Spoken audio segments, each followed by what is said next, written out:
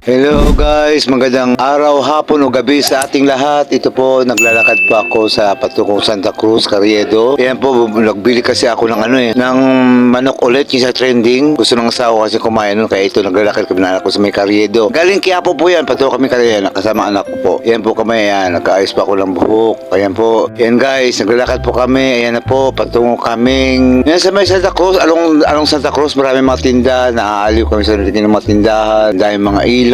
Ang saya-saya, ang dami pa rin tao. Ang saya-saya ng paligid, ang dami pa rin tao. Ayan, mga nagbebenta ng mga peking alahas, mga pantit, bra, mga bedyas, iba-ibang klase mga papalinda, mga prutas na natitira long New Year. Yan po ang eskolta guys. Diyan po ako. Dito ako dati tambay kasi naging singer ako ng matagal na panahon dito sa eskolta. Dalawang club ang kinantahan ko dyan nung mga 90s. Diyan pa ako kumakatay. Ang lugar na yan, eskolta yan.